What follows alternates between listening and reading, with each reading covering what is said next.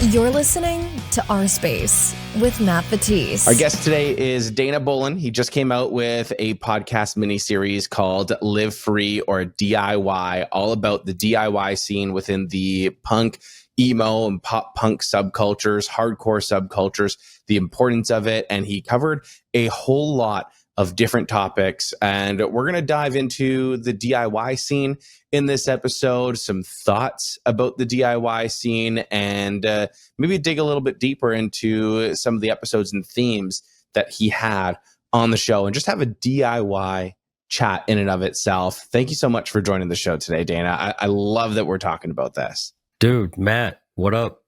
First of all, thank you so much for having me. Means a lot. And before we get into anything, I sincerely want to give you props because we haven't met in person, but we've connected on the Instagram and have been connected for a minute now. So, I watch your content, and I said this to you, but like the content you put out, it's incredible. Like the reels. Also, I was listening to the podcast, just the audio on like Apple Podcasts. I listened to the Spanish Love Songs episode. I thought you really crushed that interview in particular. I also listened to the Winona Fighter one. I've toured with both those bands, like working for another band, and they were on the tour as well. So I was like, all right, these are good places to start. But prior to that, until we started talking, I had just seen the reels, and I'm like, this dude, it's like, I could learn something from you, like props to you for that. And that was, what made me reach out to you. Well, plus I'm promoting this thing. So I'm like, let me hit him up. Maybe he'll have me on. So thank you. I'm glad that you were able to hit me up and that we were able to do this chat, because it's nice always finding different things to talk about on the show besides just, hey, here's a band interview, right? Like this is something that's really cool because it's something that I think a lot of fans, especially fans of my show, may not necessarily I think we're going to get two types of listeners: the people that may not necessarily realize what's going on behind the scenes, and they're going to get a really good glimpse as to what it means to be in a band or be a tour manager or any of these types of DIY type roles. And then you're going to have the people that are in it and are listening to it because they want to hear the take and the dive deeper into it. So I think that that's just a really cool overall conversation to have. And I really liked the podcast series that you put together. I'm going to be honest with you as well. When it comes to like the whole podcast world, I know it's funny because I'm in the podcast world and I do my own podcast. I really only have like a select few podcasts that I actually listen to and enjoy. And I think it's because I've got a radio background, and as a trained broadcaster, I can't listen to things like the radio or podcasts without mentally critiquing it. It's like just like my brain always working, and it's kind of ruined a lot of audio formats for me. So, when I throw in a podcast and it's like three dudes talking about how they just went to the McDonald's drive-thru and they were angry that the drive-through lady put an extra hash brown in there because I'm on a diet, like that whole conversation before getting into the meat and potatoes of what's in the title and the reason why I click play, that drives me crazy. And so many podcasts will do that. So listening to your podcast, I really did enjoy it. I love the way that you cut up your show into segments and threw in the like, it's really well produced. And I really, really did enjoy that. So props to you for putting together such a fantastic show. So I really do appreciate that as well. Wow, man.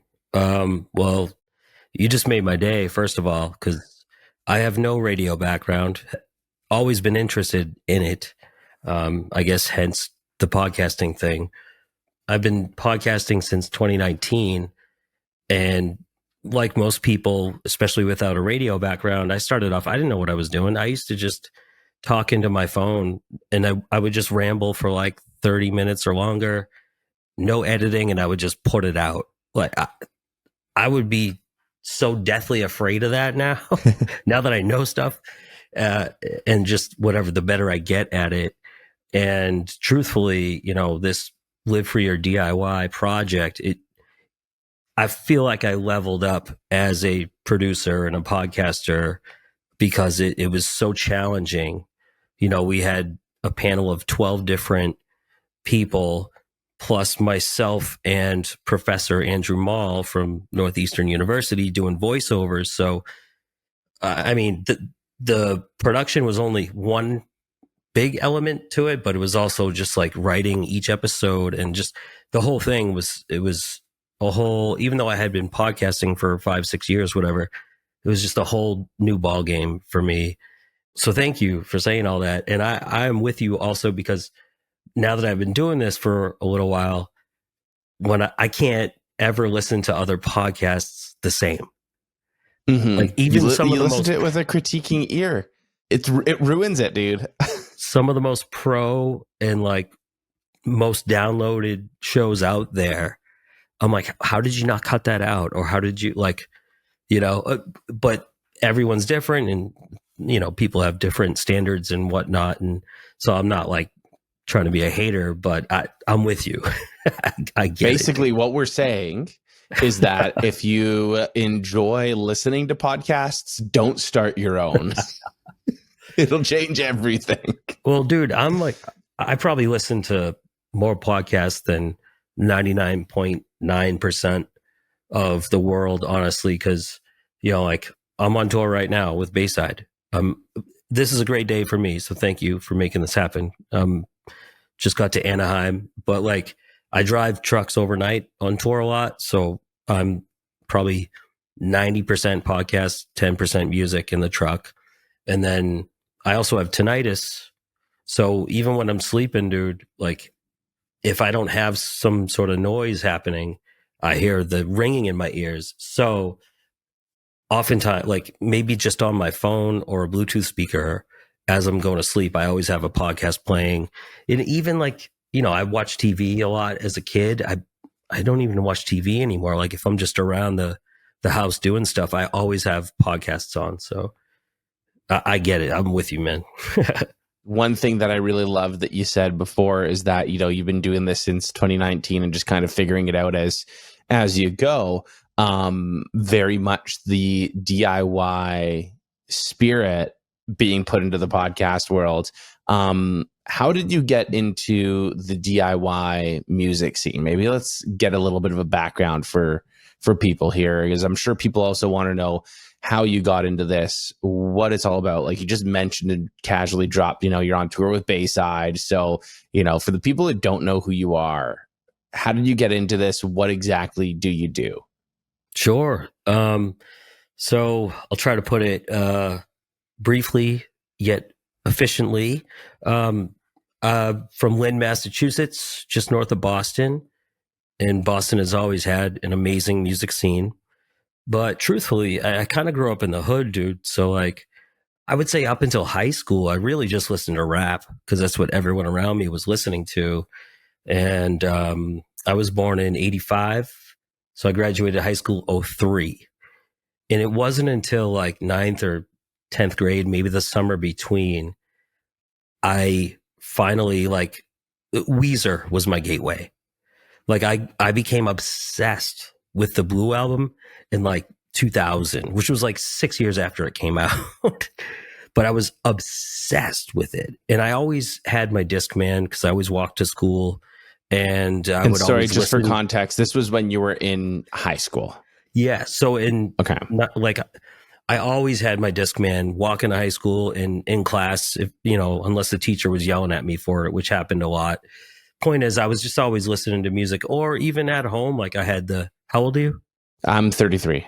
Okay. So I had a Walkman, but I was like in elementary school when I had my Walkman and my Discman. I was also going to bring up, so maybe you had one of these too, but back in like the late 90s, early 2000s, everyone had like the 3-piece stereo system. It had the middle console with like the 3 to 5 disc changer, the dual cassette decks, the radio, and a couple of big speakers. So if I didn't have my Discman and headphones on, I was in my bedroom, you know, blasting that thing. So let's see how I became obsessed with the Blue album. Also, my sister, she's 4 years older than me. She was obsessed with music, and she went to Woodstock '99 and was like kind of downloading all those '90s bands into my brain while I'm just still listening to rap, right? Like, like Bush and Alanis Morissette and Marilyn Manson and Nirvana. She was obsessed with like Aerosmith. So it was just all that stuff, like basically that entire Woodstock '99 lineup and more. She's always listening to that stuff one room over. I become obsessed with Weezer. And also, I went to a football game in ninth grade at Manning Bowl in Lynn, which was the high school football stadium. And I was like smoking a joint with my buddy, like underneath the bleachers. And he's like, it was like halftime. And he's like, yo, we're going to go to a hardcore show. And I was like, what? What are you talking about? He's like, there's a show across the street. Just come with me. And I was like, all right. And Unearth was playing. Unearth is, well, a couple of the guys are from Lynn. So I think I was still listening to rap at that time, but I remember walking into that show and being frightened by all the moshing and stuff that was going on. So I was just like pinned up against the back wall, but I really dug like the guitar riffs and the breakdowns, and I dug it. Also, I got my first job when I was 14. The first $500 I ever saved up, I bought a video camera. Like one of the ones, it was like handheld and you could pop out like the little screen on the side. And I sat next to this dude in Spanish class who was in a pop punk band called Preston. And I was like, yo, I just got this video camera. He was like, really? He's like, my band is playing a show at the Knights of Columbus, like next week or whatever. It's like, you want to come and like record my set? I was like, sure, why not? So like all these things were kind of happening at once. My sister's influence, becoming obsessed with Weezer, recording my buddy's band for a few shows, and going to that Unearth show. And I never turned back since then. I still love rap music, but like, so I kind of got into the scene a little bit later, I guess, in some ways, if that makes sense.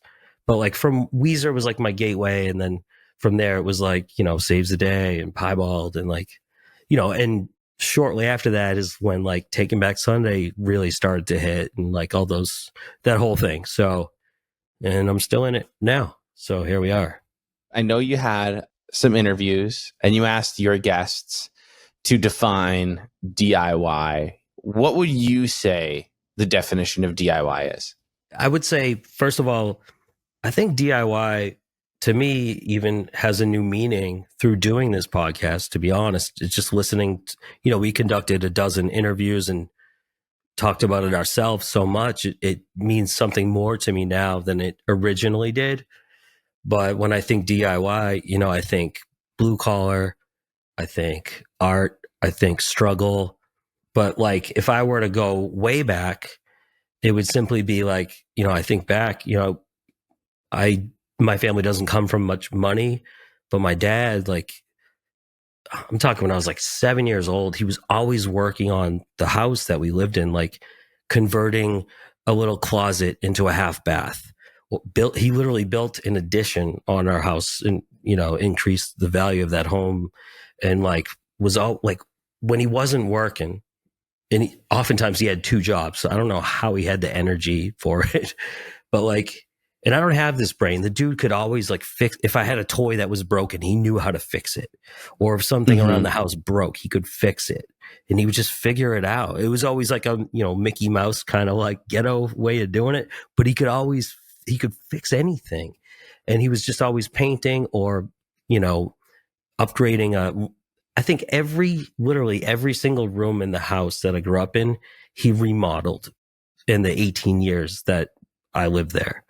So when I think DIY, honestly, the first thing I think of my dad and just how hard he worked and what he did to that house. I mean, I didn't fully understand it at the time because I was so young, but it's just like, wow, it still blows my mind. It always will because I don't have that same brain for sure.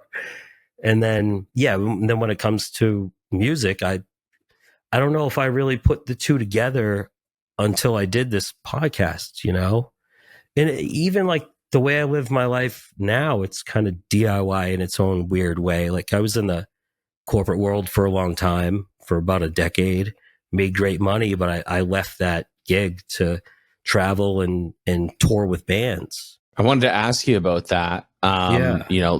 Tell me about leaving the corporate job and what were you doing? What made you decide to leave it? How did that all come to be? Yeah. So I was working for Panera Bread for about a decade. I was the director of baking.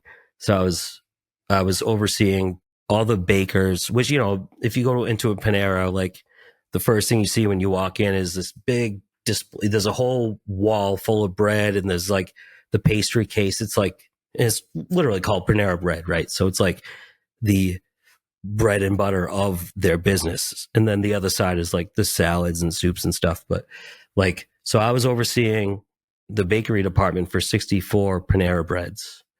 And I mean, it was a 6-figure gig, great money. I worked really hard to get there. But at the end of the day, dude, can I swear on here? Yeah, absolutely. Okay.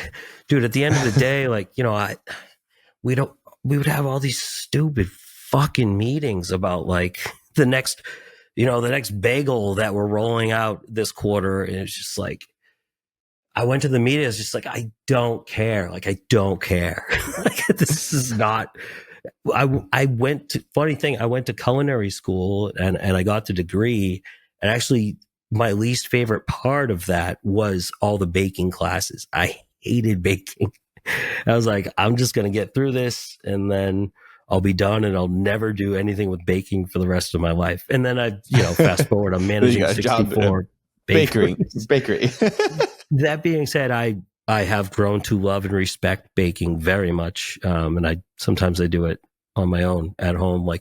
But the 3 bakers that listen to this show are going to be happy to hear that. I mean, dude, bread is like everything in a lot of ways. I'm glad I did. I never really like respected bread, I don't think, enough until I did that. So something stuck with me because now I like love bread. But that's a long way to say that I was just like miserable in that gig, but the money was so good. I remember I tried to leave and I was like, I bought a couple condos while I was there with the intention, knowing I was going to leave. They're both rental properties or can be. So it was like, I strategically was like, I want to like get some property. I'm not a guy who's into stocks, I'm too dumb for that. And I just feel like property is the greatest investment, but so I just invested in those and I was just like, all right, like I kind of planned my exit.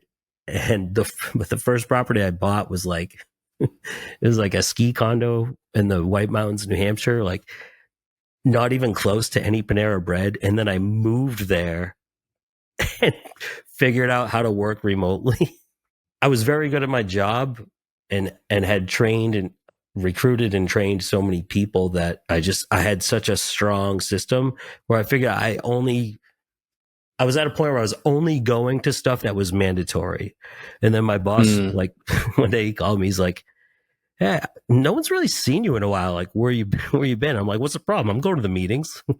You tell me if you tell me I got to be somewhere, I'm there. Am I not? And I'm on time, right?" He's like, "Well, yeah, but like your bakers are saying they haven't seen you in a while." Dude, I was like doing like conference calls from like the chairlift. But so you ask you, that's how you're just totally checked out. But totally. And then like, I remember I like broke my arm and my ankle the same winter, but a few months apart. And my boss, like, cause he's like, "Well, you're already working home from anyway. We all know it. So I'll just keep paying you. Just get the shit done." I was like, "Okay." So he kept paying me, even though I couldn't move. I was all, casted up or in crutches and stuff. And, so at a certain, once my boss's boss was like, "What's up with Dana? Like, no one's seeing him." And they started to come down on me for it. That's when I was like, honestly, this isn't where my heart is. Like, I kind of want to leave. Dude, in that same conversation, they gave me a raise, like biggest raise I've ever got, probably ever will get. They gave me a promotion and gave me a bonus that I put down on my second condo, if that makes sense. So it was just like they made me an offer I couldn't. So you basically told them, refuse. I don't want to do this anymore. And they basically said, screw you. Here's more money. Dude, it was like some Office Space shit, man. Have you seen that movie? Yeah. Dude, I was the main guy. I forget his name, but I was like, it was just like, okay, like, so yeah. And then at that point, So how do you walk away from that then? so in that moment when they promoted me and all this stuff, I said to myself, all right, 2 more years. They just gave me this great raise, this bonus, and I'm not gonna like, I'm very loyal. So I wouldn't just take that bonus and run. So I was just like, they also transferred me to a different area to like clean it up. So I was like, all right, I'll do the job that they really need me to do. And I'll save up some money in the meantime. Like all my peers, like I was 30 years old making like I said, like six figures, but all my peers, I was an executive. Everyone else on the executive team was like in their 40s and stuff. They called me the kid. I was very young, and everyone had like Lexus and a Porsche and like BMW and Cadillac, all these nice cars. I just had this 2003 Toyota RAV4 beater that I got from my grandmother because she couldn't drive anymore, because we were getting like a car allowance. Like it was like $300 a week. And they were all using that to like pay for their, fancy cars. And I just had this car that was a beater, paid off, and I was just banking that money. So, cause I knew I wanted to leave. So I was just like, all right, in 2 years, like if I'm still miserable, I'm out. And almost 2 years to the day, I left, and I didn't know what I was going to do. I had been touring with Piebald like a little bit, because they would just do part-time. Like they would do like, all right, we just got Riot Fest, and they would do like a week of shows leading to Riot Fest or other festivals or whatever. So I would just use my paid time off to go tour with Piebald a few weeks a year, maybe. And then like, yeah, that was it. So, but when I left, yeah, I didn't know what I was going to do, but I had, when I went to college, I just went to community college. And I had, I never did the semester abroad. I never traveled. And I always wanted to do that. All my friends like, I'm in Australia for a semester, or I'm going to go backpack around Europe. So I was just like, I don't know what I'm going to do, but I'm just going to go to Europe for a few months and see, and I'll figure it out, So I just like booked this one-way cruise from Brooklyn to Rome, Italy. It was an open-ended trip. I didn't know if I was going to be there for a month or what. And I ended up being there for 4 months. I hit almost 30 countries and started running out of money.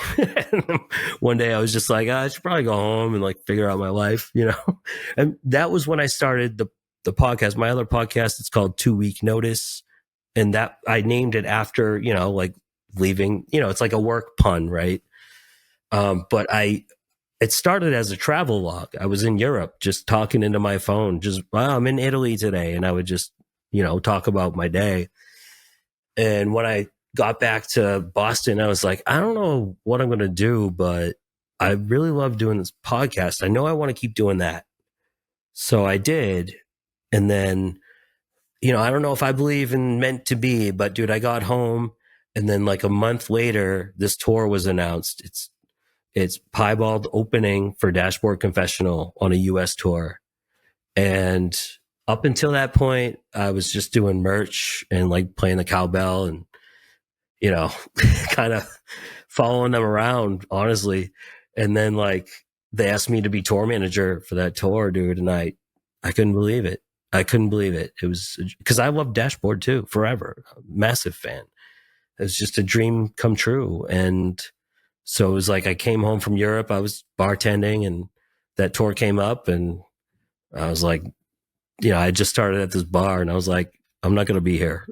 Like, I know I just started, but I'm gone for like a couple months. And the owner couldn't have been cooler. He's like this surfer hippie dude. He handed me an envelope, $500 cash. He's like, here's some beer money. Like, we'll miss you. and your job's here. That's whenever you nice of come him. back. Yeah. So that tour happened. And then when I was on tour with Dashboard, their tour manager, dude, legend. His name, Jack Funk. Okay. He tour managed Rush for like 10 years. You know, guy was a legend. You know, every day I'd walk by, like, Mr. Funk, give him the salute. And on like the last day of the tour, I was like, hey, Mr. Funk, like, you know, thanks for having us, all that. I was just like, Piebald's not full time. I want to tour more. Like, do you have any advice for me, sir? And he told me about this website. It's called BobNet. It's this network that is just roadies. It's like $25 a year, which is nothing, you know? And like they post jobs all the time for, you know, tour manager. It could be Ricky Martin. It could be Dashboard Confessional. It could be, you don't know. It's anonymous. You don't know until you go through the process, but it's just like, Oh, okay. tour manager needed for, you know, these dates. And they even break it down, like they call it like touring pros, people with experience. And then there's a section called Young Guns. So if you're brand new and trying to get into it, it's great. Like it really is. This is like, great advice for people that want to break into this, right? Like this. Totally. That's why I try to promote it, you know, for people who want to get into touring. Yeah, there's a section for people who are brand new. The money won't be good, but that's anything. Like you have to start somewhere, right? You have to pay your dues, right? Totally. 100%. And that's anything. But so I get home from this tour, and this was February 2020, dude. So I sign up for BobNet, and then the world shut down because of the pandemic. So I'm on BobNet for like, you know, a year, 2 years maybe. And there's not much up there because, you know, nothing was happening. There's no touring. And then, dude, I see this post and it said, box truck driver needed for a full US tour on these dates. It was like April of 2022. And it was the first thing I submitted for. I applied. Like I said, could be anyone. I get a phone call. Hi, this is Dan Rose from The Story So Far. I saw your application. And I was like, no fucking way. Like, what are the odds? Like, again, I don't know if I believe it meant to be, but what are the odds of that? The first one I applied to, almost forgot about it. And it was, dude, it was like, I was calling it like the pandemic comeback tour, because this was April 2022 is when things started really opening up. Things still weren't fully open, right? Nope. And it was the best bill I've ever been on till this day. The Story So Far, Joyce Manor, who's my favorite band, Mom Jeans, Microwave. Yeah, stacked lineup. Oh my God. Like, stacked lineup. Unbelievable. And so the dude who is the merch guy for The Story So Far, well, he does merch for Bayside. So I got a phone call like a year later from him. He was out with Bayside, who I've loved Bayside forever, dude. Matt, been a massive fan for 20 years. And I got a call from him in the middle of their tour. They were out with I Am the Avalanche and Koyo. And he's like, dude, we're getting slammed at merch. Like, we could actually use a box truck just, you know, so we don't have to keep getting all these merch orders shipped all the time. He's like, do you want to like fly out to Denver like tomorrow? And I was like, yup. And dude, I fucking flew out and hopped on that tour and met their tour manager, this dude, I call him the doctor, Matt Wilson. Well, guess what? He also tour manages for the Front Bottoms and Alkaline Trio. And he's worked with everyone. He did Say Anything and Saves the Day for a long time. Motion City Soundtrack. The guy works, you know, he tour manages and does front of house sound for like all these bands that we love. He knows everyone. So between him and my dude Dom, who was the merch guy for Story and Bayside, I mean, both those guys get me all my work. It's such a small industry. And I think just kind of getting on to advice for how to break into the music industry or do this, you know, whether they want to go on tour or they want to start a podcast or do anything, is just know how small of an industry it really is. Make those connections, do that networking, be nice to people, don't burn those bridges. Because once you get a reputation that you're an asshole, everybody knows and no one wants to work with you. It's the same thing. Like, I grew up in the radio industry, right? Like, I was a broadcaster in Canada for 13 years. You're from Toronto, right? Yeah. And so being a broadcaster, it's such a small industry. Not only that, like, it continues to shrink. It's not exactly a thriving industry. It's quite literally on life support now. But I mean, it teaches you how small of an industry it really, really is. And taking that jump from radio into this scene was super easy for me, because I was like, oh, okay, cool. It's a small industry. Like, I know this person, I know that person. You basically know everybody. As long as you've got a couple of good connections, right? And like, that's where, like, I'm the type of person where I like lifting people up. So if I genuinely like you, if I like your work, if I feel like you are a genuine person, I'll promote the hell out of you. I will connect you with all the people that I've connected. Like, I'm not gatekeepy in any way whatsoever. And if I am a little bit gatekeepy, there's probably a sign that I've got some red flags about you, as bad as that is to say. No, it's not. No, it's just honest. And it, it's not just radio. It's not just the scene that we're talking about. Like, when I was working in restaurants, whenever I moved restaurants, I would bring my best people to my new gig and hire them for the same reasons. 100%, dude. The people that I love, man, I'm going to throw you up over my shoulders and we're going to fucking do it together. And it's a team. And that's what it's all about for me. Like, I'm a strong believer with everywhere I go, is that there's more than enough room for us to all win. That, like, there's no point in me pushing you down for me to win, right? Like, there's no reason why I can't do something with you beside me, behind me, ahead of me, whatever. Who gives a shit? We all win together at the end of the day. And if we're not winning together, it's probably because I've gotten some disingenuous vibes from you. No, 100%. Which also happens. It does. But same thing, like when I was talking about how I moved up when I was at Panera, the key to that was I was teaching 3 to 5 people how to do my job. That's why I was able to work from the ski lift or whatever, because everything was covered. And everyone else who had my position, whether it was they were insecure or being sketchy and just doing weird stuff, like, I was always honest. Like, I didn't, I'm sure my boss's boss didn't like that I stopped showing up, but dude, I had such a strong, like, farm system or whatever, that, like, at the end of the day, especially these corporations, they just care about, like, numbers. But I guess that's besides the fact. But to your point, like, because I'm with you, I'm the same way. I'm not a gatekeeper. The more, the merrier, as long as the people who you surround yourself with are like-minded, hardworking, and honest. Like, if that's what you're looking for, which should be, right? The more, like, it's only going to make everything better. And that was how I moved up, because it was like, all right, well, who are we going to, oftentimes, like, people who are the best at what they do, sometimes it's because they want to be, but oftentimes they get stuck in that role because they're so good that they're irreplaceable. Yeah. And sometimes people will shoot themselves in the foot because they're like, well, this is my thing, this is my job. And that's fine if that's where you want to be.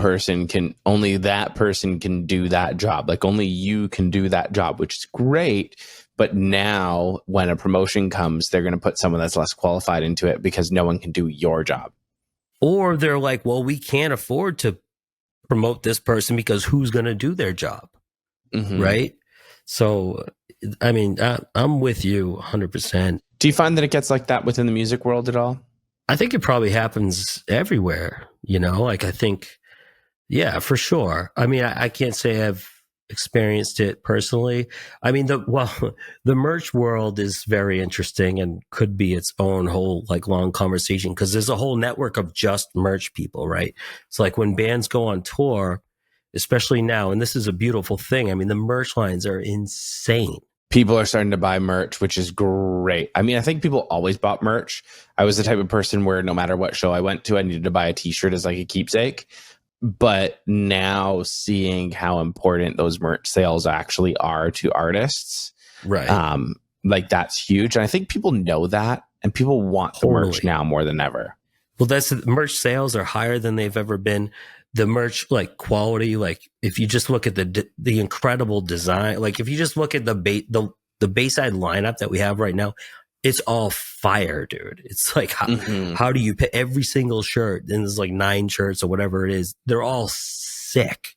I think bands have also caught on to that as well and realized and started actually putting out good merch, because I think for a long time it was cheap or lazy in a sense. And I get it, bands don't have any money, but I think that now they're investing in like some cool designs, or like a guy in a band is a graphic designer and is able to put together a cool logo. And, you know, when you have that, there's more appeal, right? Because it's like, oh, okay, that's a sick shirt. I'll actually wear that in public. Whereas before it was just kind of like, you know, band logo, dirty, whatever. Like it just, no one cared. Well, and you know, it's just a different world. Like no one's buying records anymore. Like who goes platinum now? It doesn't happen. Or if it does happen, it's like they were really close to that number 20 years ago. And then they finally hit that number 20 years later. So it's just a different ball game. And in order for bands to sustain and keep doing this, and this is a beautiful thing from a fan's perspective, is that bands are always on tour. So like they have to always be touring, and they have to have a strong merch game. You have to. And like bands like Bayside or Newfound Glory, Newfound Glory could teach a masterclass on how to do merch. Like they have, like that band has never stopped, and their merch game is like they have stuff for babies, and they do these VIP things. And like, you know, Piebald, we opened for them a few years ago for like one random show. It was Newfound, Less Than Jake, but Piebald filled in for Less Than Jake that one show. And this is the last time that this band was ever in a van, and the last time that they will ever play before Piebald, it was Hot Mulligan. Oh, wow. Yeah, dude. And they were that was their first like real big US, but they were like on the up and up. And, I mean, that's another band. Their merch game is so good. Like, Chris Freeman, they have great merch. Dude, Chris has that vision. Like, I love them as humans and as a band. They're so rad. And look at them now, you know, they're opening up for Fall Out Boy and Jimmy Eat World and playing Madison Square Garden. And, but their merch game is strong. But I think with them in particular, I think Chris Freeman just has this incredible vision, and he's like a fashion guy as well. So that helps for sure. But we were talking about kind of people being like, gatekeepy and stuff. Break it. Yeah. Yeah. Yes. Sometimes, so in between tours, right? Like how I make ends meet financially is I'll pick up these one-off merch gigs in Boston, because all these bands, like when they're on tour, they need a second seller now. So they'll have their merch guy or gal who's on the tour, but it's so slammed all the time that they often need a second person to help them sell, especially in a market like Boston. And I will say, like, there's dozens of us in the Boston area all fighting for those one-off gigs, you know? So I think it gets a little competitive in that way.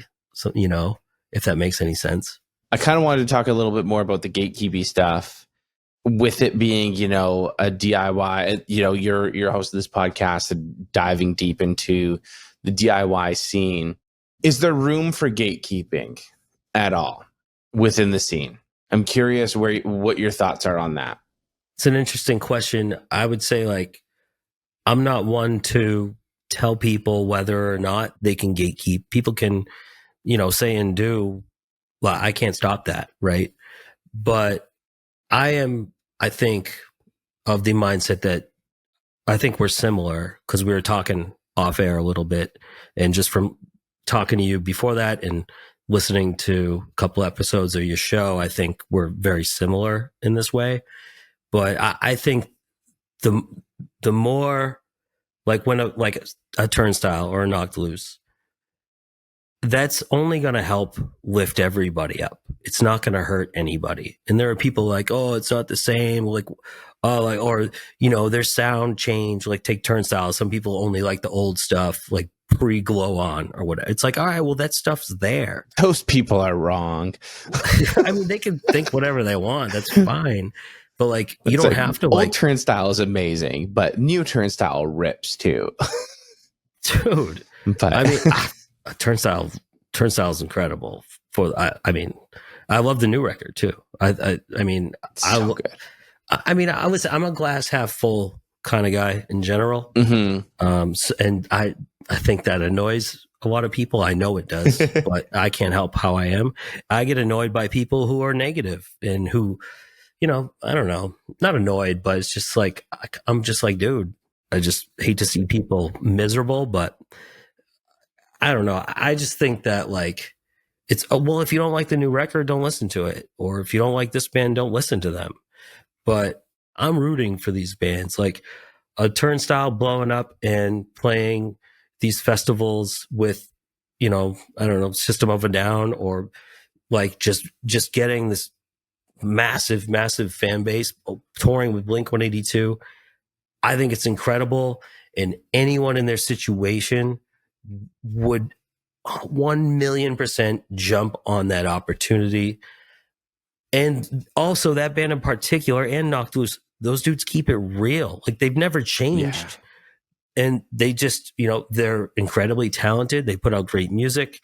And of course there's some luck involved, and good for them. And, someone, especially now, like as time goes on, like I tour with Piebald. They formed in 1994, dude. Like, so they're OGs. They've been a band for 30 years. In a weird roundabout way, bands like Turnstile and Knocked Loose in festivals like When We Were Young and Furnace Fest and, Warped Tour coming back, all this stuff, it helps a band like Piebald or a nostalgia band like The Movie Life or something like that, because it just the scene right now is bigger than it's ever been. And that is largely in part to bands like Turnstile, Knocked Loose, or Drug Church, or these bands that are blowing up and getting all this exposure. So me personally, I'm all about it. I do understand that, like, all right, some people are like, well, man, I miss seeing them like at the VFW hall and like with only like 100 people there. It's like, well, just be thankful you had that experience and be stoked for them. That's how I feel. Yeah, gatekeeping feels selfish to me in that sense, because like, look, I get it. Like seeing them at a VFW hall with 100 people there, like that's a cool experience that you'll never get again. But like, hey, think about all the people that like them now that have discovered that would be so jealous that you were there because they want that experience, And it's like, at the end of the day, if you have a band, and we kind of talked a little bit of this beforehand, but like if you have a band that gets to that point where they can only sell out 100, bring in 100 people at a VFW hall, they're not going to be a band for very long, because it's just not sustainable in that sense, right? You start having some success, and the cool thing is you have that success, you bring in more money, and you're able to put out more music, and now you're going to get more music out of this band that you actually like. I think when it comes to gatekeeping, and the reason why I brought this up,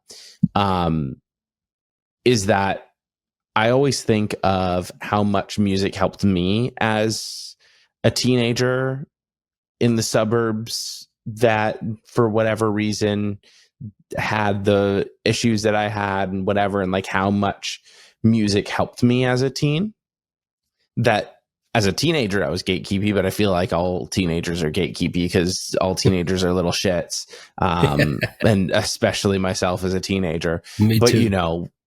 When you think about how much music actually helped me back then when I needed it the most, why wouldn't you want to share it with people? Because people might discover that band that they connect with, whether it's another teenager, or it's someone in their 30s that's going through something, or 40s that's going through something. Like, what if someone just discovers a band like Turnstile today and they're going through a bad divorce or something like that, and like for some reason whatsoever, that Turnstile record is what they connect with and helps them out through that tough time. I just think of all the tough times that music has helped me, that it's like, why gatekeep that? Because you're actually doing a service to people by sharing this music. And that's what my whole podcast is about. This is what, like, this is the reason why I went into radio. It was, you know, it was like, I wanted to like share the music and grow the scene and help people in a way that I was helped and that I love to do it. You know, it's like, at the end of the day, it's all about helping people. But how can I help it in a way that also kind of serves me and is fun for me? You know, I'd much rather help people by sharing a song than, I don't know, putting out a damn fire and risking my life. You know, like it's just, that's just the spirit that I have with music. And that's why I my long-winded way of saying I don't like gatekeeping. But then also another part of me loves playing devil's advocate. And I like, the reason why I asked the question the way I did was because also, you know, you notice things like the scene changing or evolving and etiquettes changing and all of that. And you're kind of like, sometimes you go to a show and you're like, yeah, the kids are all right. And other times you're like, these kids are screwed. You're touring with bands. I'm curious what your thoughts are on that. I mean, I've gone to shows where legitimately kids are getting mad if you mosh. And it's like, that's weird because you're at a heavy band show or a punk show or a pop punk show. And like, this is just what we do here. I've seen, I mean, damn, Arm's Length in the last couple of shows have gone a little viral because someone backflipped during the emotional part of Morning Person when it like they backflipped off of the stage diving, and Alan put out a message saying like, hey, please don't do that. And then it was like 2 concerts later, someone jumps up on stage at that same point, is trying to like take a selfie with him on stage. And it's like, okay, come on, could we just like have a little bit of, you know, if you go up on the stage, you crowd surf, jump off, do it the proper way. And that's, you know, I don't know. There's definitely things that I've noticed that have changed. And I'm curious how you feel about that side of things. Sure. I mean, first of all, Arm's Length, that band rips. They're Love sick. them so much. Yeah, they're so rad. I actually have you have an Arm's Length episode that I have queued up. So I'm looking forward to that. Couple things, you know, people come to a show and not knowing how to act, it's forgivable to a point because everyone who goes to a show is going to go to a show for their first time. And when you go, just like me, I was talking about when I went to that Unearthed show in 1999, 2000, and it was my first time. I just pinned myself up against the wall, but like, you know, it's understandable, I would say, for young people or people who are new to this, who don't know what the deal is. Like, how do you know unless you go, right? So that's forgivable. I think what really inspires me is, like, have you ever seen Drug Church live? Not live, no. I love them, but I haven't seen them live. They're incredible. And Patrick, the front man, dude, you got to go. It's just as beautiful as playing the music itself. In between songs, Patrick he's literally like this conductor with the audience. And in between songs, there's a lot of, especially in hardcore, there's a lot of preaching and stuff that goes on, right? But this dude, he's literally teaching the audience. Every time I've seen him, he's telling people like how to crowd surf. He's like, if you're up front here and someone's stage diving, you catch them. He's like, if you're stage diving, if you're jumping off the stage, don't he's like, I see a lot of people trust fall with their arms up, you know, trust fall style. He's like, if you're jumping off the stage, you need to have your hands down, find someone's shoulder, you know, put your hand, like, don't just jump. You're going to land on the floor. He's like, or if someone's like crowd surfing, he'll be like, keep it going, hold them up. Like he's literally, I'm not doing it justice by explaining this, but it's incredible the way this dude conducts the crowd. And Drug Church is also a band that's like, I mean, they got quite a bit of success at this point, but you know, they're not Turnstile. So I think they have a fan base though of young, someone as old as me or older, or you know, a lot of newer kids that are just being exposed to this. And like I saw them at the Royale in Boston, and I don't know, I think it was November of, you know, this past November. And I looked around the room. I might have been the oldest person in the crowd. There were a lot of younger people. And I just was like goosebumps just listening to him talk in between the music. It just like really, I mean, maybe that's a special, not every singer does that, and nor should they. I just think that's above and beyond. But it's just my best example of like that is how you teach these new people. Like it all starts from the stage, you know. It does. Again, that said, there are some bands like a Thrice, like Dustin is just, you know, he's a singer, he's introverted, he doesn't talk at all, which is okay. He's not required to talk, he's there to play music, right? So no hate on people who don't do that, but something like that, that's what comes to mind when you asked what you asked. Or another example of like a veteran, I would say, like Vinnie Caruana of the movie Life and I Am the Avalanche. I saw I Am the Avalanche a few years back, and there were these two kids. People weren't really moshing at all. It was just like an maybe older crowd, like 30s and 40s, just kind of just vibing. And there were these two dudes who were like, they were doing the thing where they like clasped their hands together and swinging each other around and like just like slingshotting each other into a crowd that wasn't moshing. They were literally ruining the experience for everyone, like hurting people and just really being obnoxious and not being cool. Vinny stopped the show. He put the mic down. He sat on the front of the stage and he was like, you, come here. And he huddled up with these two dudes, put his arms around both of them. I didn't hear what he said, but I'm pretty sure I know what he said. Like, listen, I'm glad you guys are here. I also know he's just so kind, but also like, I know he laid down the law. I'm sure he said like, cut the shit. You're ruining this for everybody. Cut the shit. Like what you're doing is not cool. I want you here, but you can't do that. I'm sure he said, I mean, that's like nice of him to even just pull them aside and be like, hey, listen, cut it out or you're getting kicked out, instead of just kicking him out. Totally, dude. And also like, even there was a piebald show recently where some dude was being a creep in the crowd, and he was, you know, I don't know, I didn't see it. I think he was getting handsy with a woman, like super inappropriate, obviously. And like Andy, our bass player, like he was like, you back the fuck up, like hands off, stop. Like, I see you, like cut, like he just nipped that in the bud. And just moments like that, it's like, you know, it's terrible to like, that's one of the worst things that could happen at a show. Right. But at the same time, it's so beautiful to see someone from the stage, like a leader in this moment, just let everyone know, hey, you can't fucking get the fuck out, like cut the shit or get out. And you know, and then I was working merch. So I talked to the girl. She walked by the merch table. I like flagged her down. I was like, hey, like, are you okay? You know? And thankfully she was like a very like thick skinned, like she's like, I didn't give a fuck. I was just throwing elbows. Fuck that guy. That show was sick. So I was like, I was happy that, you know, because I could have gone way worse. Right. But I think you get my point. I don't know if that answers your question.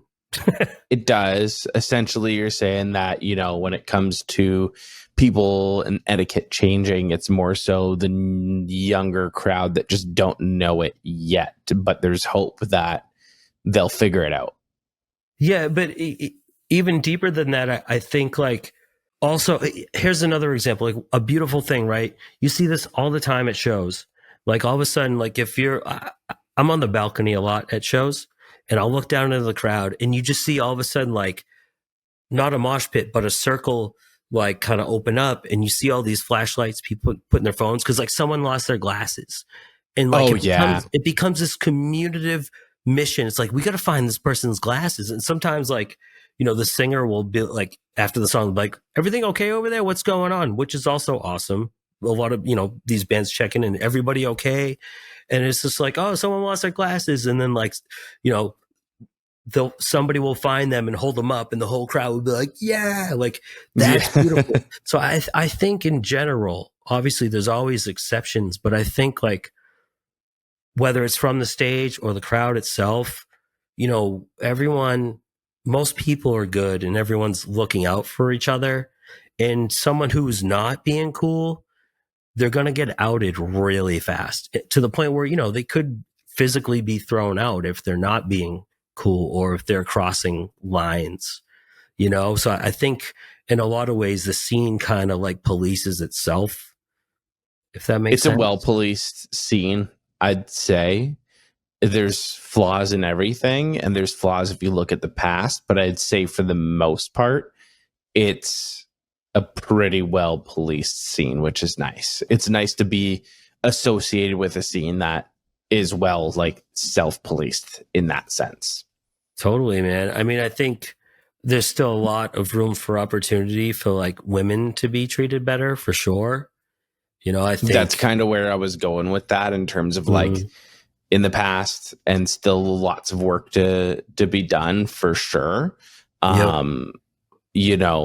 There's always going to be constant work that needs to be done for women and even for people of color in the scene. I'd say for the most part, though, you see someone at a show that's being sexist or racist or inappropriate, it's policed in that sense, where people around will actually speak up and kick them out. You see someone with a swastika, show up at a punk show, they're usually not walking out properly.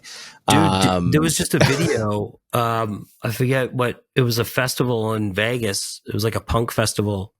I just saw this. There was like viral-ish video a couple weeks ago, maybe.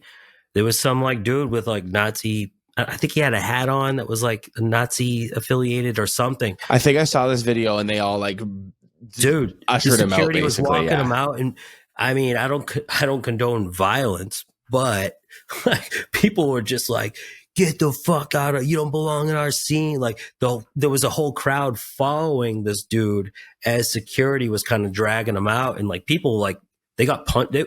Someone like punched him in the face and like knocked him over. Security didn't even stop that. They were just trying to get the guy out of there. But yeah, I think you probably saw the same video. It was. Let's talk more about DIY to you. Why is DIY so important to you? So much that you put together the series? Like, what inspired the series?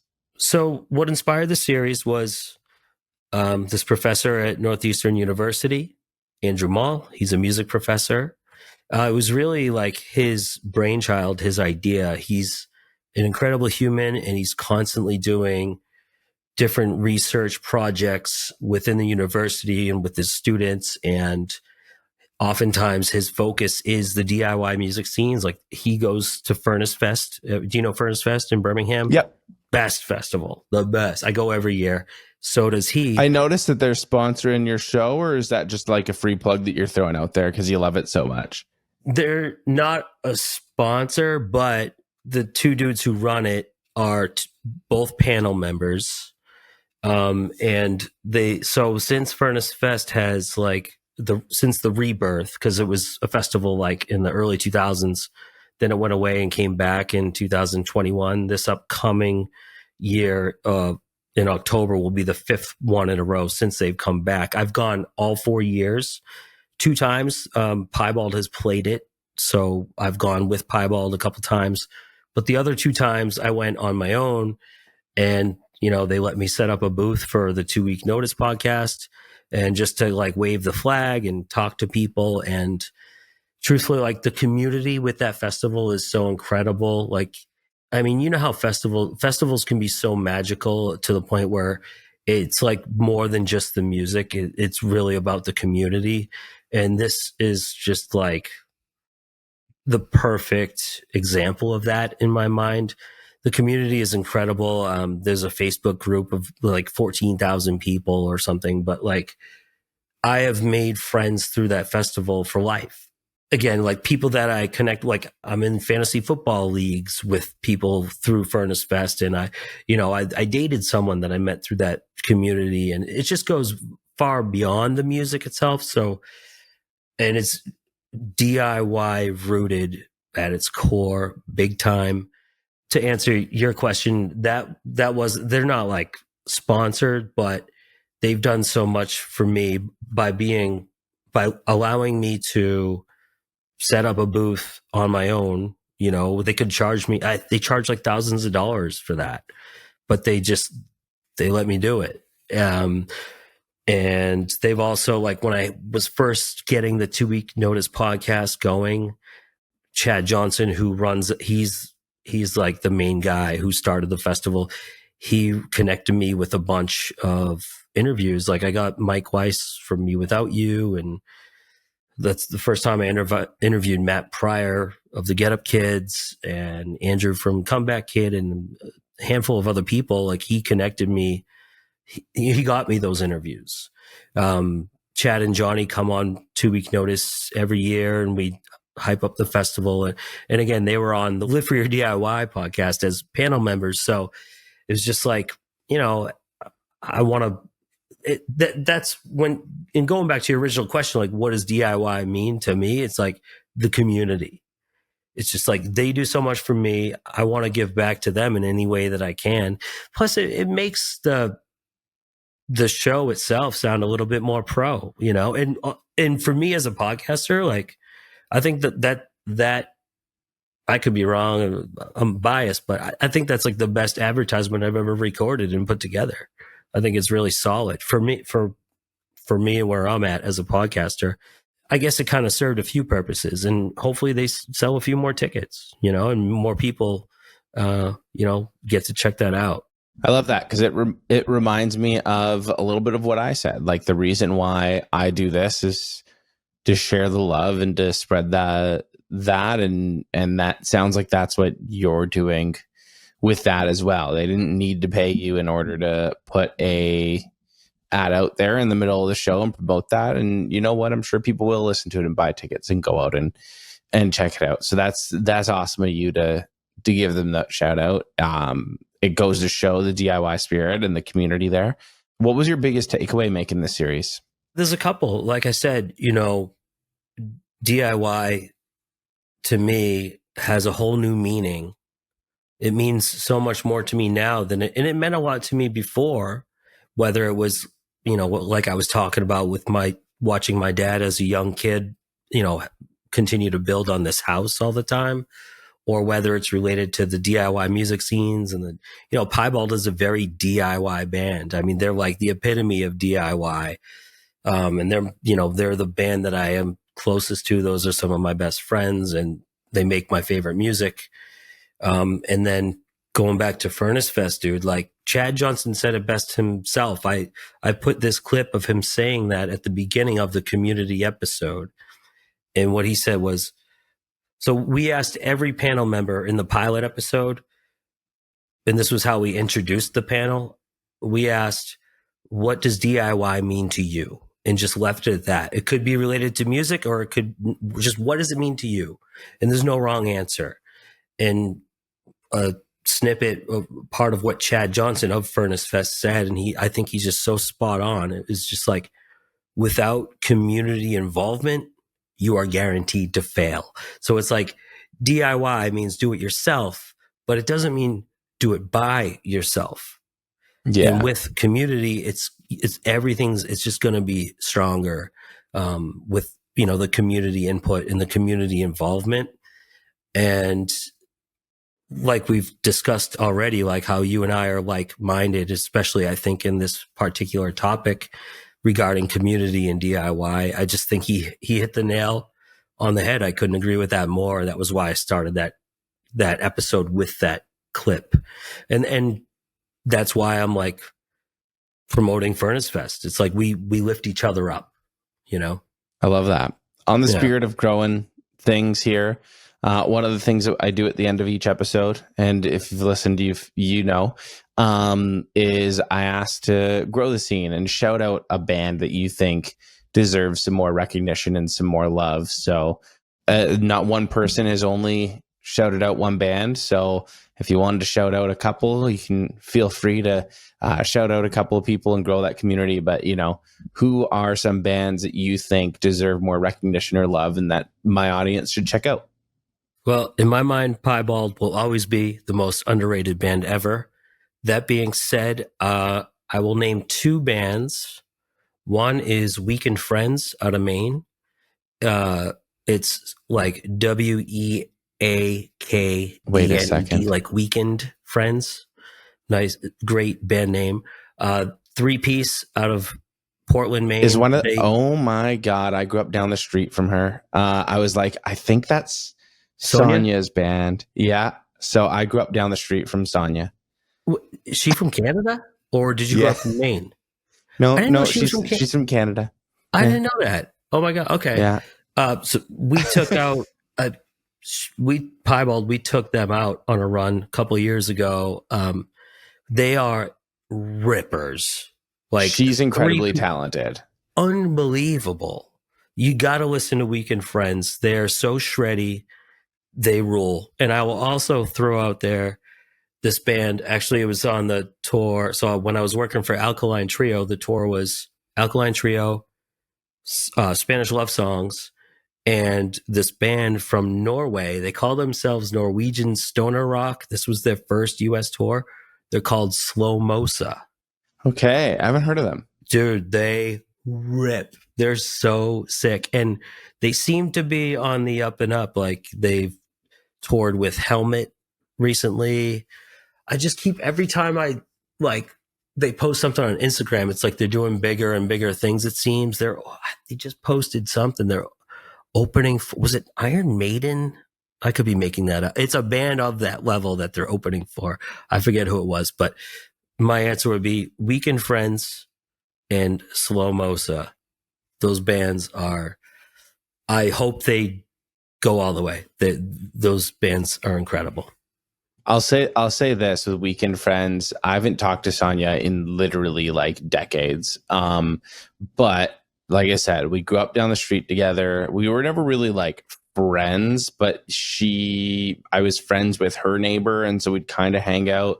And then she was in a band with a guy that I went to high school with. And one of my radio projects when I was in college, I interviewed her band at that time before she'd moved to Maine and started Weekend Friends. So there's like a little bit of history in that sense there. And when you said their name, I'm like, I still have her on, I think, Facebook, or I had her on something at some point. So I kind of knew that she moved to Maine and had this band, but honestly, I haven't even really listened to them. I just kind of knew that they existed and that she was doing this thing out in Maine. So that's actually really cool that you're giving them a shout out. And once I Googled them right away, I'm like, yeah, that's the girl I grew up down the street from. Dude, check them out. The song, I think it's called Blue Again.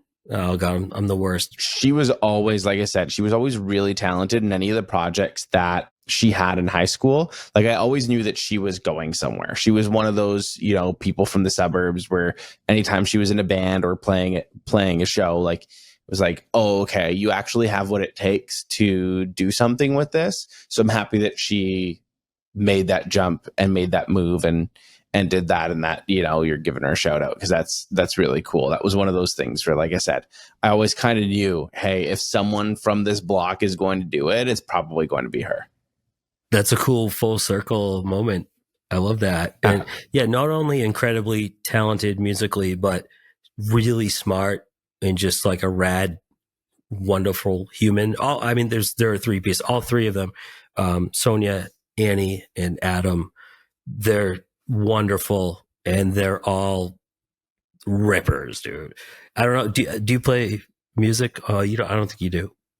I used to, but not officially. Like, I used to play guitar. I played in some high school bands and some college bands, and then like it was just I fell in love with radio and started moving across the country to do that, and just kind of put the guitar down and focused on getting good at broadcasting instead.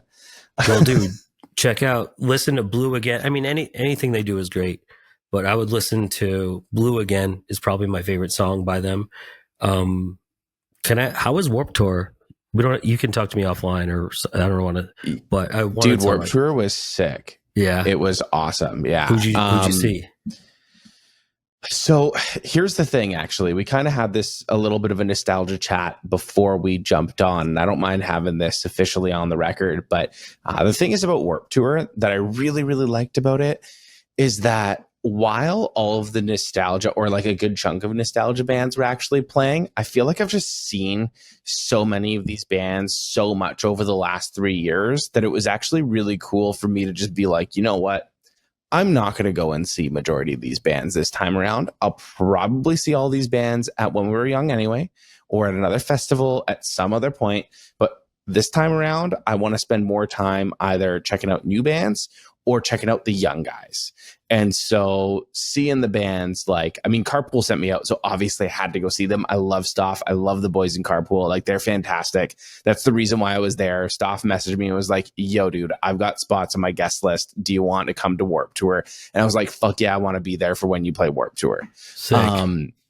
So shout out to the boys in Carpool for having me out, because that was very special and they killed it. Seeing them, and, you know, Cliff Diver, and I've had Joey on the show before, and you know, I found this new band that I've been listening to the last couple of days called Sace 6. I don't know how to properly pronounce it. I don't know if you've heard of them before or not. No. It's like SACE and then the number 6. And I remember I was like, I don't know who this is, but we were walking by, we were doing like the little merch area there. And when you're kind of walking by, all the bands kind of sound familiar or like similar, and they're all just kind of blended into the background. And at first they were kind of screaming, and I'm like, okay, they kind of just sound like every other band I've walked past. And then like a chorus hit, and I looked over, and there's just a whole crowd of people waving their hands. And I was like, this chorus is really fucking catchy. I'm going to take a quick video of it. And I stuck around for the rest of their set. Didn't know a single thing, a single song of theirs. And for the last couple of days, that's all I've been listening to. And they don't have a very deep discography. They've got a few songs. They've got quite a few listeners for a small, newer band. But like, I'm digging it. It's different. It's kind of like emo mixed with some metalcore. Like, it's just kind of all over the place. But like, that to me is what Warped Tour is about. If I wanted to go and see, you know, dude, like, I love Motion City Soundtrack. Like, I fucking love them. Yeah. They're one of my favorite bands, but I skipped out on seeing them because I was going to see a lot of the younger guys, or I was going to see the hardcore sets that I don't really get all of that much time to see, or that much of an opportunity to see. Like, seeing Comeback Kid was sick. Fever 333. Like, I went to either the hardcore sets or the younger sets, and I skipped out on the nostalgia stuff for me. But to me, that made everything really special for me, because I was like, oh, okay, cool. Like, I got like the full, like the real Warped Tour experience, in my opinion. And I'll go and, you know, I've seen Motion City Soundtrack at the last two When We Were Youngs, and I don't know if they're playing this one, but I'll get another chance to see Motion City Soundtrack. You know, I've seen them a whole bunch of times. If I missed them, you know, I saw Bowling for Soup last year. I got to listen to them from where I was sitting. But, you know, like, I've seen them a whole bunch too, and I love the boys from Bowling for Soup as well. Like, I love all of the nostalgia stuff, but I don't know, Warped Tour was cool for that reason of like getting the real Warped experience. I love that. And that's what festivals are all about, you know? Like, I mean, going back to Warped Tour back in the day, like that drive-through record stage, that's how I found the starting line. I was waiting for Finch to come on, and they were playing before Finch or something, and I was just like, who is this band? Like, they're incredible, you know? And then like Ian from Newfound Glory came out and hopped on for a song, and was just like, all right, clearly like this band, you know, they're on drive-through. Newfound Glory signs off on them. They're incredible. And yeah, that's what festivals are all about. I mean, I don't know if I've ever gone to a festival and like decided to not see all the bands that I love. That's impressive to me. I think that's really rad, because I wouldn't be able to resist like seeing my favorite bands and then Don't get me wrong. I still saw a couple that I really, really wanted to see or really, really like. The Wonder Years is one of those bands. I've seen them now officially 7 times in the last 3 years. So it's just like, that was my 7th time. I couldn't miss the Wonder Years. I love the Wonder Years. And, you know, you go to a couple of them, but majority of the time it was like, that's the spirit of Warped Tour, is finding some new bands or seeing the small guys that you don't really get to see all that often either. That's right. But usually I'll catch them just like waiting for another band that I'm there to see or something. And then I'm like, wow, this band's sick. I'm glad I came here early. Or you're like walking by and like you said with that, I forget, I don't know how to say it either. But I don't know, say 6. Like, I love that story because it's like they drew you in. You're walking by, you're like, this is cool. Oh, I like this song. Oh, now I'm here for the whole set because they're so rad. And now you have a new band that you love. I need to tell this story. I'm fucking obsessed with this. This is one of my favorite things of Warped Tour now. So at Carpool, they were the first band on the Sunday morning. So get in there early, run to go to the set. There's not that many people there in the beginning. It filled up like as people started rushing, but you know, I got there really early, so I was right there by the front. And I've got these 2 older dudes there, like just like 65 years old probably, right? Like they're and they're in these tie-dye shirts and they're drinking a freaking beer and vaping and like their weed vape pen at 10:30 in the morning, right? And I'm like, oh my God, like this is ridiculous. The whole time Carpool is on, they're like just jamming out, hands in the air, ripping their pen, you know, and I looked at their shirt and I said Spray Allen on it. And I was like, what the fuck is, like, who are they here to see? Like, who are these people here to see? Like, are they someone's dad? Like, are they a band member's dad that got guest listed? What's the deal with these 2 old guys here partying at 11 o'clock in the morning? And then I'm probably going to complain about my feet more than they are tonight, right? And then, so, like, whatever, okay, they're in this Spray Allen shirt. Maybe they're one of the guy's dads. And then later on in the day, I'm hanging out by the Carpool merch tent with Stoff, and or I was waiting for Stoff to pop by at that point. And the Carpool tent was right next to the Spray Allen tent. And I'm just standing there waiting for Stoff to get there. And whoever was working their tent, they had one of those fucking those, what are they called? The big speakers. Megaphone? And they're just, the megaphone. And dude, they're like chirping people as they're walking by.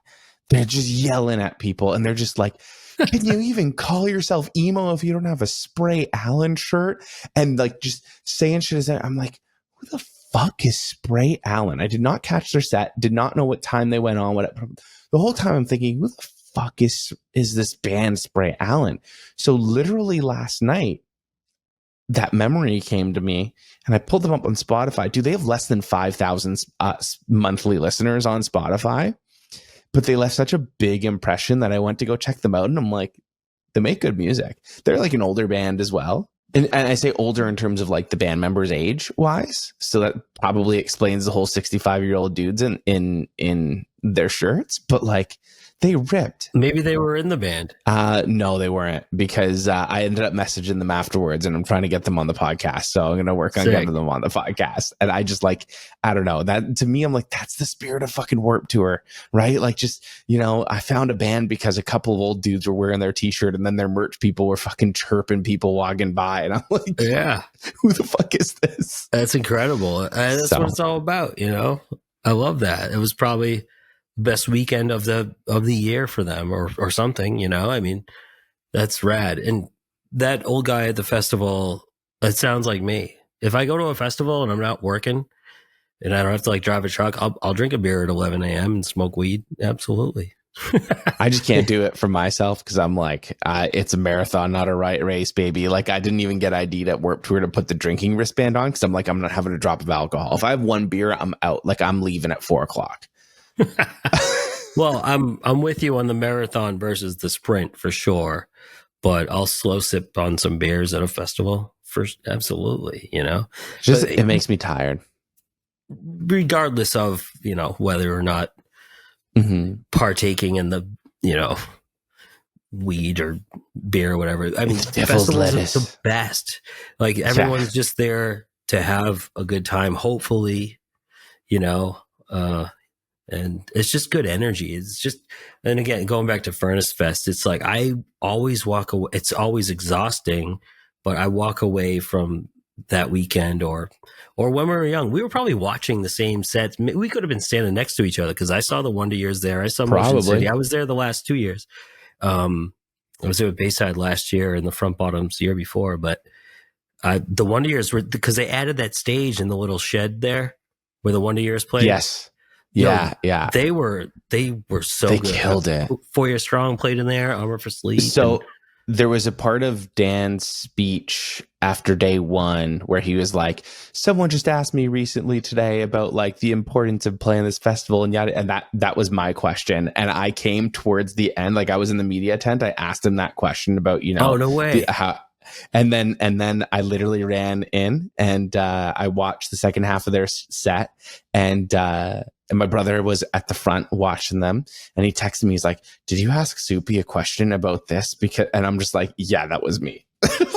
Yo, like that was cool that one of my questions like resonated with him, which was really sick.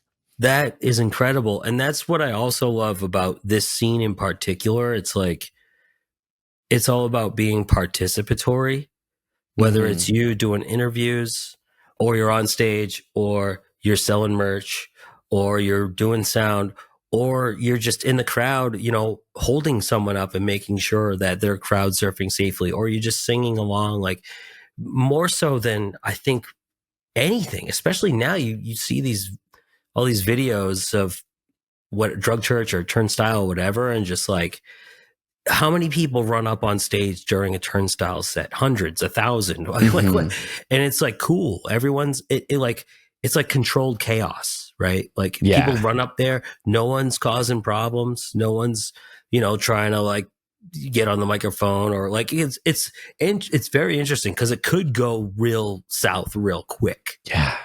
But it's like, absolutely. It goes back to that community thing. And like, again, generally for the most part, like, we're all in it together. We all look out for each other and we're all respectful.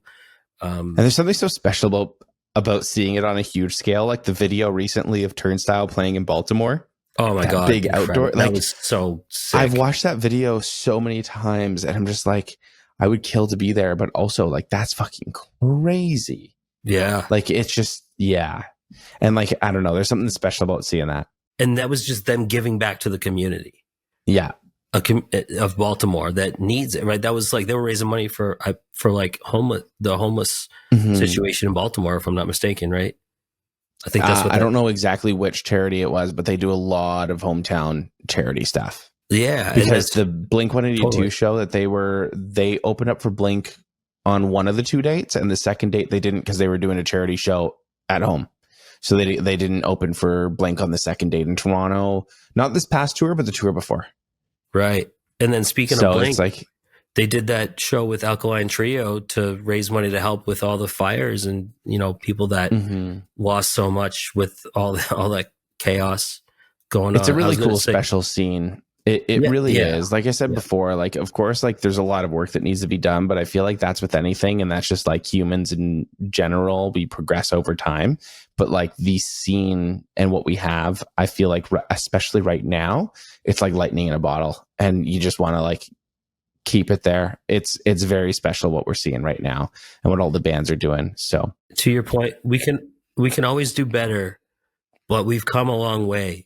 Especially coming from Boston, like people used to just beat the shit out of each other back in the day, just for fun. And now it's like, no, you're gonna get exiled if you act out of line. And now it's like, you know, you fall, we're gonna help you up, 100%. And that's huge and that's important. Totally.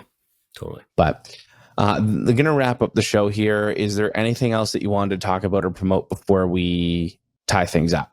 First of all, again, Matt, I can't thank you enough for having me. It's an honor to be on your show. I truly admire your work. So first and foremost, I'll say like, keep doing what you're doing because it's meaningful. And case in point with what you just said, like Dan goes up on stage and, you know, talked about, you inspired him. And then he inspired an entire crowd of how many thousands of people. that's beautiful. So keep doing what you're doing. And then as far as like my plugs, listen to Piebald. We got some shows coming up. We got a new record coming out, or they got a new record coming out early next year. And then I got a couple podcasts, the Live for Your D.I.Y podcast, which we talked about at length. I'll just say, it's a 6-episode miniseries. All 6 episodes are out, so you can binge the whole thing if you want, which is cool. And then my other podcast, which is like my baby, it's called 2 Week Notice, where it's me interviewing one-on-one with people like Dustin from Thrice, or Matt Pryor from the Get Up Kids, or Chris Caraba from Dashboard, or Max Bemis from Say Anything, or, a bunch of people in this scene that we love so much. So yeah, if you're into that and you and you're not sick of hearing me babble, go check out those podcasts. And I can't thank you enough for having me, Matt. I really appreciate it. Thank you. Thanks again for coming on the show, man. And links to your podcasts will be in the description of this episode, so go and check that out. And if you haven't done it already, please remember to go and leave a 5-star review on wherever you're listening to this podcast, Spotify or Apple. And if you're watching on YouTube, please hit that subscribe button and leave a like and a comment. I'm going to hit you with a 5-star written review on Apple right now. Appreciate you, brother. See, we got to take Dana's lead. You got to break the ice. And now, as you've done that, the person listening is going to do it. Thank you for listening to Our Space with Matt Batiste. If you enjoyed yourself, please support the show by subscribing and leaving a review.